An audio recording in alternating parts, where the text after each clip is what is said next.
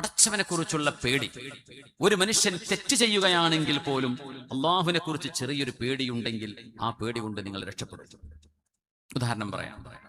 നിങ്ങൾ കാറില് high വോള്യത്തിൽ music ഇട്ട് പുതിയ കാർ എടുത്ത് വരികയാണ്. അപ്പോൾ ചെറിയ ആവേശമൊക്കെ ഉണ്ടാവുമല്ലോ. ഹൈ വോള്യം, നിങ്ങൾ ആ മാക്സിമം സൗണ്ടില് മ്യൂസിക്കും പാട്ടും വെച്ച് നിങ്ങൾ ആ വാഹനം ഓടിച്ച് വരുമ്പോ പള്ളിക്കാടിന്റെ അടുത്തെത്തുമ്പോ ചെക്കന്മാര് പറയടാ പള്ളിക്കാടെത്തി. അപ്പൊ നിങ്ങളത് ഓഫ് ചെയ്തു. ആ നിങ്ങളുടെ കൽബിൽ തോന്നിയ ദീനിനോടുള്ള ബഹുമാനം അത് വലുതാണ്, അത് ചെറുതല്ല. നിങ്ങൾ പോയി വീണ്ടും മുന്നോട്ട് പോയി പാട്ടും മേളയുമായി പോയി വാങ്ക് വിളിക്കുന്നു. ഒരുത്തം പറഞ്ഞിട്ടാ നിർത്തടാ, വാങ്ക് വിളിക്കുന്നടാ, സൗണ്ട് കേൾക്കുന്നു. പള്ളിന്റെ മുമ്പിലെത്തി, നിങ്ങൾ സൗണ്ട് ഓഫ് ചെയ്തു. ആ ഈമാനിന്, ആ ബോധത്തിന് അള്ളാഹു കൂലി നൽകും മുഅ്മിനെ. അത് ചില്ലറയല്ല. അതുപോലും കൽബിൽ നഷ്ടപ്പെട്ടു പോവുകയാണെങ്കിൽ പേടിക്കണം.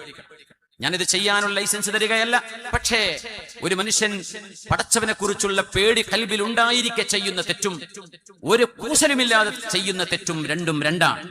കൽബിന്റെ ഉള്ളിലെങ്ങാനും ചെയ്യുന്ന തെറ്റാണെന്നറിയാം പടച്ചവനെ, എന്റെ ശരീരം എന്നെ നിർബന്ധിച്ചു റബ്ബേ, ഞാൻ തെറ്റ് ചെയ്തു പോയിട്ടുണ്ട് പടച്ചവനെ, എനിക്ക് മാപ്പ് തരണം, എനിക്ക് നിന്നെ പേടിയുണ്ട്. കൂട്ടുകാരൊക്കെ ചെയ്തപ്പോ ഞാനും ചെയ്തു വെച്ചിട്ടുണ്ട് റബ്ബേ, എനിക്ക് നിന്നെ പേടിയുണ്ടല്ലാ.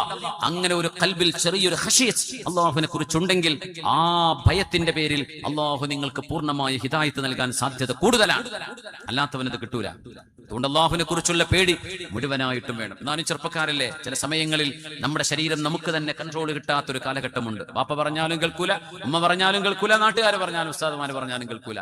പിന്നെ കുറെ 10-15 കൊല്ലം കഴിഞ്ഞിട്ടൊരു ഇരുത്തമുണ്ട്. ആ ഇരുത്തത്തിൽ ചിലതിങ്ങനെ റിവൈൻഡ് ചെയ്യുമ്പോൾ ഞാൻ ആ ചെയ്തത് അന്ന് ശരിയായിരുന്നില്ല എന്ന് തിരിച്ചറിയുന്ന ഒരു പ്രായം വരും.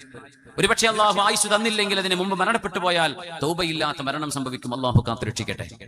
നമുക്ക് അങ്ങനെ റിവേഴ്സ് തിരിച്ചു വരാൻ കഴിയുമോ എന്നറിയില്ലല്ലോ. പക്ഷെ കൽബിനുള്ളിൽ കിടക്കുന്ന ചെറിയൊരു ഭയം പോലും അള്ളാഹുവിന്റെ ദീനിനോടുള്ള ബഹുമാനമുണ്ടെങ്കിൽ ആ ബഹുമാനം കയ്യിൽ തന്നെ വെച്ചേക്കണം. അതുപോലും നഷ്ടപ്പെടുത്തി കളയരുത്. വൃത്തക്കേട് ചെയ്യാണെങ്കിലും അതിന്റെ ഇടയിൽ നിങ്ങളുടെ കൽബിൽ തോന്നുന്ന റബ്ബിനോടുള്ള ബഹുമാനം അത് കാത്തു സൂക്ഷിക്കണം. ആ ഒരു നേരിയ വെളിച്ചത്തിൽ നിന്നായിരിക്കും അള്ളാഹു ഈമാനിന്റെ പ്രഭ നൽകാൻ പോകുന്നത്. എത്രയോ സംഭവങ്ങളുണ്ട്, എത്രയോ ചരിത്ര ഭാഗങ്ങൾ ഇതിനെ സംബന്ധിച്ച് മനസ്സിലാക്കാനുമുണ്ട്. സാന്ദർഭികമായി ഉണർത്തുകയാണ്.